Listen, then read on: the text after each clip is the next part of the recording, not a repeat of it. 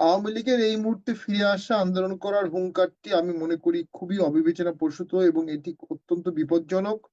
মাঠে ঘাটে এখনো আওয়ামী লীগের অনেক কর্মী আছে যাদেরকে ফেলে আওয়ামী লীগের শীর্ষ নেতৃত্ব পালিয়ে গেছেন এবং এই নেতাকর্মীরা অনেকটা অসহায়ের মতোই আছে। এদের মধ্যে অনেকে দোষী। তো ধাপে ধাপে আওয়ামী লীগ পিছাচ্ছে এমনটা বলা যাবে না। আরেকটি বিষয় হচ্ছে, আওয়ামী লীগ একটি দল যার ওয়ার্ড ভিত্তিক কমিটি ছিল। আমরা মাঠে দেখেছি প্রত্যেক ওয়ার্ডে আওয়ামী লীগ কমিটি, সারা বাংলাদেশে 30,000 ওয়ার্ডে আওয়ামী লীগের কমিটি আছে। ওই লোক ওই কমিটি আছে। আওয়ামী লীগ খুবই দুর্বল এমনটি বলা যাবে না, তবে আওয়ামী লীগ যে অপরাধগুলো গত 16 বছরে করেছে, জনগণ তাদের জন্য কখনই খুব দ্রুত আন্দোলনে নামবে না এবং খুব দ্রুত জি। আওয়ামী লীগ কোনো আন্দোলনে সফল হবে বা ব্যাপকভাবে দেখা দেবে। আপনি জাস্ট শেষ করে দিচ্ছি, আজকে দিন পর্যন্ত আওয়ামী লীগের পার্টি অফিস খুলতে পারেনি কেউ, এই সাহসটুকু কেউ দেখাতে পারেনি। সেই দলটি এত দ্রুত আন্দোলন করবে কিভাবে? আর আন্দোলন করবে এখনই বা কেন? কারণ যারা জি, এই বিগত, বিশেষ করে দিচ্ছি, যারা বিগত এই আন্দোলনে জয়লাভ করেছে তারা এখনো মাঠে আছে।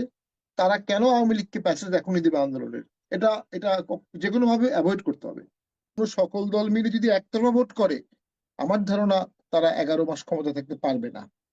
ইন্টারন্যাশনাল প্রেশার থাকবে, নাইবার কান্ট্রির প্রেশার থাকবে এবং সরকার টালমাটাল হয়ে যাবে। এমনকি এই সরকার, যেটি বিপ্লব পরবর্তী সরকার, এত বড় ম্যান্ডেট নিয়ে, এত জনগণের সমর্থন নিয়ে, এত আশা আকাঙ্ক্ষা, তা তো দেশ চালাতে পারছে না, নিয়ন্ত্রণ রাখতে পারছে না, দ্রব্যমূল্য নিয়ন্ত্রণ করতে পারছে না, এফডিআই বাড়াতে পারছে না, রিজার্ভ বাড়বে না, ইনফ্লেশন আকাশচুম্বী হয়ে যাচ্ছে, ক্রাইম রেট বাড়তেছে, মব প্রতিনিয়ত হচ্ছে, রাষ্ট্র কাঠামোই তো সংকটের মধ্যে পড়ে গেছে। কেন? ওই যে সবাইকে একবারে আনা হয়নি। রাষ্ট্র পরিচালনা একটা সিরিয়াস প্রফেশনাল স্টেটক্রাফট। আমি বঙ্গবন্ধুর একটা কথা মনে পড়ে, বঙ্গবন্ধু এসে সবাইকে সাধারণ ক্ষমা দিয়ে দিলেন। কিছু লোককে অ্যারেস্ট রাখলেন, কিছু লোকের বিচার হলো, কিন্তু সাধারণ ক্ষমা দিয়ে দিলেন। কারণ ওই যে কিছু লোক 10 কেজি চালের লোভে আল বদর বাহিনীতে নাম দিয়েছে, কিছু লোক জীবন বাঁচাতে পাকিস্তানের পক্ষে মিছিল দিয়েছে, আবার কিছু লোক জেনুইন ওয়ার ক্রাইম করেছে, আলাদা করা যাচ্ছিল না। এবং ওই ব্যুরোক্রেসি নিয়ে দেশ চালালেন উনি। 70 সালের যে ব্যুরোক্রেসি, যারা 71-এ পাকিস্তান থাকা অবস্থায় অফিস করলো, 72-এ তারাই কিন্তু বাংলাদেশ চালালো, কারণ বাংলাদেশ চালাতে হবে। এক্স্যাক্টলি সেম জিনিস এই সরকারের কিছুটা কারেকশন সাপেক্ষে করা উচিত ছিল। কন্টিনিউশন না করে এই সরকার বা অনেকেই একটা ম্যাসিভ সংশোধনবাদে যেতে যাচ্ছে। ওই সংশোধনবাদ ধারণ করার ক্ষমতা কি বাংলাদেশের আছে? এবং যে যুদ্ধটা বা যে সংগ্রামটা বাংলাদেশে হয়েছে, ইটস নট ইথনিক ওয়ার, যে সাদার সাথে কালোর যুদ্ধ, অমুক ট্রাইবের সাথে অমুক, এটা বাঙালি বাঙালির মধ্যে যুদ্ধ, লড়াই, সংগ্রাম, একটা ইস্যু নিয়ে গণতন্ত্র, মানবাধিকার, বৈষম্যহীন সমাজ।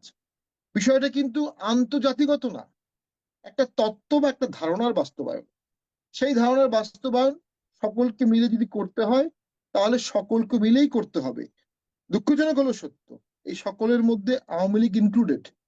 আওয়ামী লীগকে পুরোপুরি বাদ দিলে বা বাদ দেওয়ার চেষ্টা করলে ওই তত্ত্বটা বাস্তবায়ন হবে না। আর হচ্ছে, রাজনীতি হচ্ছে ভারসাম্যের খেলা। আপনি যখনই একটি বড় দল ওয়াইপড আউট হয়ে যাবে, আরেকটি বড় দল স্বৈরাচার হয়ে যাবে অবশ্যম্ভাবী।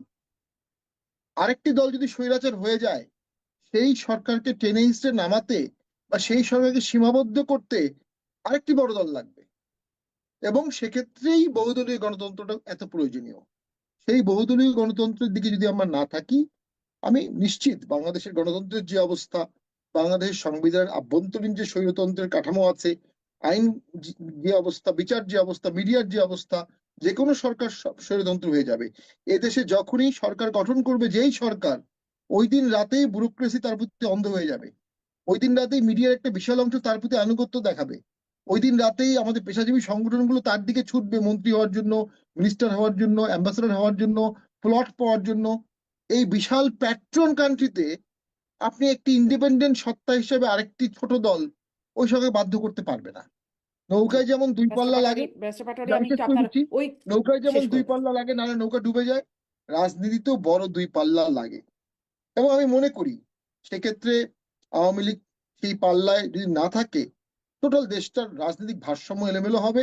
এবং যে দলগুলো ইনক্লুডিং জামাত বা এবি পার্টি বা অন্যরা যারা আছে, তারাও কিন্তু এই ভারসাম্যহীনতায় ভুগবে। অনেকে নির্দোষ, অনেকে নিরীহ সমর্থক। কিন্তু যখন আওয়ামী লীগের কাউন্টার বলয়টা আওয়ামী ফোবিয়ায় ভুগছে, অনেকদিন থেকেই ভুগছে। আওয়ামী ফিরে আসবে এই ভয়ে ভীত হয়ে তারা যদি ক্রিয়াশীল শক্তির প্রতিক্রিয়া দেখায় ফেলে, রিয়াকশনারি গ্রুপ হিসেবে কাজ করে, তাহলে কিন্তু আমাদের আবার একটা রক্তের হোলি যে কোনো সময় হয়ে যেতে পারে। সেটাই যদি হয়ে থাকে, আওয়ামী লীগকে বুঝতে হবে এদেশে একটি আন্দোলন হয়েছে, সেই আন্দোলনে সাধারণ মানুষের অংশগ্রহণ ছিল। আপনি ষড়যন্ত্র তত্ত্ব দিয়ে অনেক কিছু আগে পিছিয়ে আনতে পারবেন, ফ্যাক্ট রিমেইন, সাধারণ মানুষ রাস্তায় নেমেছে, সাধারণ মানুষের নেমে এই সরকারকে পতন ঘটিয়েছে।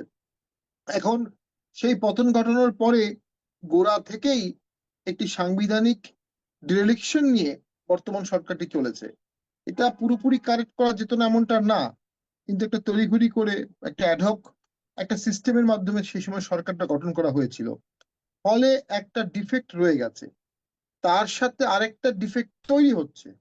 যদি বাংলাদেশের caretaker government as it was before article 1558 capital A যেভাবে ছিল, সেভাবে যদি কেয়ারটেকার গভর্নমেন্ট চলে আসে, যেদিন থেকে আসবে সেদিন থেকে তো এই গভর্নমেন্ট কার্যত থাকবে না। কারণ যখন আওয়ামী লীগ পালিয়ে গেল, সরকার থাকলো না, তখন একটা নো গভর্নমেন্ট সিচুয়েশন হলো। নো গভর্নমেন্ট সিচুয়েশনের জন্য একটা গভর্নমেন্ট করা হলো। যখন গভর্নমেন্টের প্রভিশন থাকবে, ক্যাটার গভর্নমেন্টের প্রভিশন, তখন এই সরকার কিভাবে থাকবে? তো সেই সব জায়গা দিয়ে আমার মনে হচ্ছে যে খুব বেশি দিন কোনো কিছুই প্রলম্বিত করার সুযোগ নাই। আওয়ামী লীগকে বুঝতে হবে এদেশের মানুষের মনে তারা আঘাত দিয়েছে, এদেশের বাচ্চাদের, শিশুদের, ছাত্রদের রক্তের দাগ তাদের হাতে লেগে গেছে, দুর্নীতির দাগ লেগে গেছে, বড় বড় কলঙ্কের দাগ লেগে গেছে। এই দাগগুলো মোচন করবে কিভাবে? তবে একদিকে যেমন অনেকে বলছে 3 নির্বাচন পর্যন্ত আওয়ামী লীগকে থাকতে দেওয়া হবে না, আরেকদিকে আবার মাননীয় প্রধান উপদেষ্টার প্রেস সচিব বলছে ক্ষমা চাইতে হবে, অনুশোচনা করতে হবে। তো জিনিসটি কিন্তু সরকার পক্ষ থেকেও সফট হতে বাধ্য হচ্ছে বা হচ্ছে, উইচ ইজ গুড। এবং যে যুদ্ধাপরাধী ট্রাইব্যুনালে যে আইনের সংশোধনী করা হয়েছিল, সেখানে কিন্তু দল হিসাবে কোনো দলকে যুদ্ধাপরাধের জন্য বা বাতিল করা, নিষিদ্ধ করা যে প্রভিশন ছিল ড্রাফটে, ওটা বাদ দেওয়া হয়েছে। তো আমরা ধরে নিতে পারি দেশে একটি ইলেকশন হলে সেখানে আওয়ামী লীগের অংশগ্রহণ করার আইনগত আপাত দৃষ্টিতে অধিকার আছে। তবে বিপুল পরিমাণ মামলা তাদের অনেকের বিরুদ্ধে আছে, এবং যদি যেভাবে আওয়ামী লীগ পালিয়ে গেছে ওইভাবে বর্তমান সরকার বা একটি সরকার বা একটি কাঠামো যদি পালিয়ে না যায়, তাহলে ওই মামলাগুলোর বিচার হবে, ট্রায়াল হবে, ফাঁসি হবে, যাবজ্জীবন হবে। তো আওয়ামী লীগ বিপুল উৎসাহ নিয়ে, বিপুল সাহস নিয়ে ফিরে আসবে এবং বিপুল ভাবে আন্দোলন করবে, বিপুল ভাবে ভোট করবে।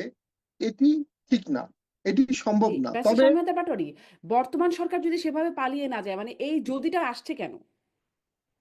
না, কারণ আমি বলছি যে অনেকগুলো মামলা যেহেতু রয়ে গেছে, এই মামলাগুলো তো রয়ে যাবে। এই মামলার তদন্ত হচ্ছে, রিপোর্ট হচ্ছে, 164 হচ্ছে, কনফেশন হচ্ছে, ভিডিও ফুটেজ, এগুলো রয়ে যাচ্ছে। আর যদি বলছি এই কারণে যে ওই যে আওয়ামী লীগ ফিরে আসবে, কিভাবে ফিরে আসবে? আওয়ামী লীগের বিরুদ্ধে এখনো মানুষ রাস্তাঘাটে সরব হয়ে আছে। হ্যাঁ, একটা কারণে যদিটা আসছে, বর্তমান সরকার ব্যর্থ হয়েছে। এটা আমাদেরকে, আমি অন্তত মনে করি, অনেক সীমাবদ্ধতা ছিল, অনেক সমস্যা ছিল। দেখুন, ফ্যাসিবাদের কথা সবাই বলে, ফ্যাসিবাদের সূচনা হয়েছে সুষ্ঠু ভোটের মাধ্যমে ইতালিতে এবং জার্মানিতে, হিটলার এবং মুসলিনের মাধ্যমে। এই সরকারটা গভর্নমেন্ট বাই ব্যালট না, it's a government by ballot, it's a government by discussion, government for discussion. সেই ডিসকাশনে দেখেছি আমরা প্রথমে যে বড় একটা প্ল্যাটফর্ম সরকারের ছিল, আস্তে আস্তে প্ল্যাটফর্মটা ছোট হয়ে গেছে, কারণ সরকারের যারা মূল চালিকা শক্তি ছিল তারা ডিসপুটেড ইস্যুতে বেশি হাত দিয়েছে। সংস্কার জনবান্ধব হতে পারে, কিন্তু তাত্ত্বিক ডিসকাশনে যখন হাত দিয়েছে তখন জনগণ ভাগ হয়ে গেছে। আরেকটি বিষয় হচ্ছে, যে জনগণ ছাত্র হত্যার পরে আওয়ামী লীগের পতনের জন্য এক হয়েছিল, সেই জনগণ তো অন্য ইস্যুগুলোতে এক হবে না। কারণ অন্য ইস্যুতে সেই জনগণের নিজস্ব ভিউ আছে এবং ভিউয়ের মধ্যে মতপার্থক্য আছে। সকল মতবাদ সকলেই বলতে পারে, কিন্তু মতবাদ কেউ কাউকে চাপিয়ে দিতে পারে না। এখন আমি মনে করি সকল মতামত বলার সুযোগ আসছে, এবং অনেক লোক 71-কে প্রশ্ন করছেন তাত্ত্বিক ভাবে, হুইচ ইজ গুড। 75-কে প্রশ্ন করছেন, 90-কে নিয়ে আলোচনা হচ্ছে, 47 ইতিহাসের পথ সব হচ্ছে। সেখান থেকে একটা ন্যারেটিভ বেরিয়ে আসবে। কিন্তু আমি কয়েকটা জিনিস বলি আওয়ামী লীগের ফিরে আসা নিয়ে। কোচ সাহেব বললেন 71 সালেই তো আওয়ামী লীগ ফিরে আসছে, 70 সালেই তো আওয়ামী লীগ ফিরে আসছে।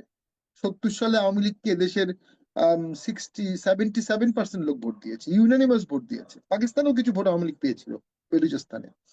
তো সেখানেই তো আওয়ামী লীগ একটা দল হয়ে গেছে, সার্বজনীন দল হয়ে গেছে। এবং আরো ফিরিয়ে এনেছে কারা? পাকিস্তান তাদেরকে যখন ক্ষমতা দিল না, ক্ষমতা না দেওয়ার কারণে আওয়ামী লীগ আবার ফিরে আসলো। যুদ্ধ কিন্তু আওয়ামী লীগের শীর্ষ নেতৃবৃন্দ বাইরে চলে গেলেন, বঙ্গবন্ধু চলে গেলেন, যুদ্ধটা চাপিয়ে দেওয়া হলো। যুদ্ধের টোটাল ক্রেডিটটা অটোমেটিক্যালি আওয়ামী লীগ যুদ্ধ পরবর্তী সময়ে চলে আসলো। এবং খুব ন্যাচারাল, সেই আওয়ামী লীগ সে 71-কে বেস করেও তো অনেক দিন টিকে আসে এবং বারবার ফিরে আসে। আজকেও মুক্তিযোদ্ধাদের সাথে কথা বলে দেখবেন অনেকেই বলবে যে মুক্তিযুদ্ধের ধারক বাহক হিসেবে তারা এখনো আওয়ামী লীগকেই প্রেফার করে। এখনো এই ডিভিশনটা কেন হলো, কেন করা হলো, কোনো দরকার ছিল না। মুক্তিযুদ্ধ সার্বজনীন হয়ে যেত। কিন্তু বাকি অনেকগুলো দল কথায় বার্তায় কাজে অ্যাপ্রোচে তাদের ঠিক যে দেশের সাধারণ মানুষ 71 নিয়ে যা ভাবে, সেই দলগুলো 71 নিয়ে ঠিক সেভাবে ভাবে না। এখানে একটা পোলারাইজেশন হয়ে গেছে, দুঃখজনক, খুব পোলারাইজেশন হয়ে গেছে দেশের জন্ম নিয়ে, দেশের গণতন্ত্র নিয়ে। আওয়ামী লীগ যেমন বলতো উন্নয়ন হলে গণতন্ত্র লাগবে না, সেরকম অনেকে অনেকে বলে গণতন্ত্র লাগবে না, আমরা ভারতের প্রভাবমুক্ত থাকতে চাই। এই যে ইকুয়েশন গুলো, প্রত্যেক ইকুয়েশনেই কিন্তু আপনার প্রস এন্ড কনস আছে, কাউন্টার আর্গুমেন্ট আছে। আওয়ামী লীগকে ভোট করতে দেওয়া যাবে না, এই আর্গুমেন্টটা এক ধরনের আর্গুমেন্ট। আবার আওয়ামী লীগ ভোট করবে, ভোট পাবে, তাতে ডেমোক্রেসির কি সমস্যা? যে ডেমোক্রেসির জন্য এত আন্দোলন হলো। আমার মনে হয় বিষয়গুলো জনগণের হাতে ছেড়ে দিতে হবে। হ্যাঁ, বলতে পারেন 14 সালে আওয়ামী লীগ জনগণের হাতে ছেড়ে দেয়নি, সত্য। 18 সালে আওয়ামী লীগ ছেড়ে দেয়নি, সত্য। 24 সালে আওয়ামী লীগ ছেড়ে দেয়নি, সত্য। সেজন্য আওয়ামী লীগকে আজকে কি কি পরিণতি ভোগ করতে হচ্ছে? যুদ্ধ করে দেশ স্বাধীন করা দলটি আজকে কি অবস্থায় আছে? আর একটি একতরফা ভোট করে আওয়ামী লীগ 10-11 বছর ক্ষমতায় ছিল। আমার রাজনৈতিক অভিজ্ঞতা বলে বিএনপি বা জামাত